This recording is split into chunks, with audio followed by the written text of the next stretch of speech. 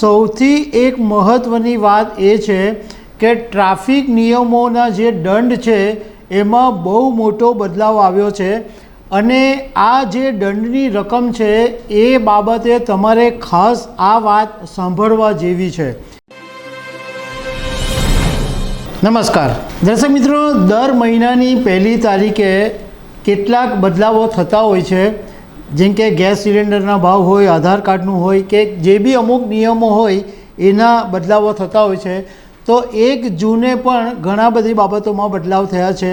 આધાર કાર્ડની વાત છે, એલપીજી સિલિન્ડરની વાત છે, પરંતુ સૌથી એક મહત્ત્વની વાત એ છે કે ટ્રાફિક નિયમોના જે દંડ છે એમાં બહુ મોટો બદલાવ આવ્યો છે અને આ જે દંડની રકમ છે એ બાબતે તમારે ખાસ આ વાત સાંભળવા જેવી છે। તો એના વિશે હું તમારી સાથે વાત કરીશ। મારું નામ રાજેશ શાહ છે અને તમે જોઈ રહ્યા છો ખબર છે.com। દર્શક મિત્રો, 1 જૂન 2024ના દિવસે ટ્રાફિક નિયમોમાં મોટો બદલાવ કરવામાં આવ્યો છે। જે દંડની રકમ છે એમાં ફેરફાર કરવામાં આવ્યો છે। હવે જો તમે ઝડપથી વાહન ચલાવતા પકડાશો, એટલે તમે જો સ્પીડથી કોઈ પણ તમારું વાહન 2 વ્હીલર 4 વ્હીલર ચલાવતા પકડાશો તો 1000 રૂપિયાથી માંડીને 2000 રૂપિયા સુધીનો દંડ છે। વગર લાઇસન્સે જો તમે વાહન ચલાવતા પકડાશો તો 500 રૂપિયાનો દંડ થશે। હેલ્મેટ વગર વાહન ચલાવતા હશો, તમારું 2 વ્હીલર ચલાવતા હશો તો 100 રૂપિયા દંડ થશે। સીટ બેલ્ટ નહીં હોય તો 100 રૂપિયા દંડ થશે।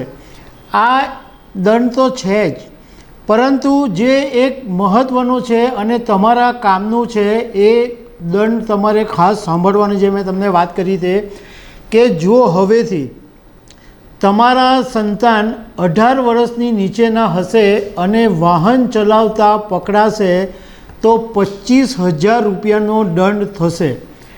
એટલું જ નહીં, જેમના નામ ઉપર વાહન હશે એમનું લાઇસન્સ પણ રદ કરી દેવામાં આવશે અને એ સગીરને કે જે વાહન ચલાવતા પકડાશે એને 25 વર્ષ સુધી લાઇસન્સ નહીં આપવામાં આવે। 18 વર્ષની ઉંમર પછી લાઇસન્સ આપવામાં આવતું હોય છે।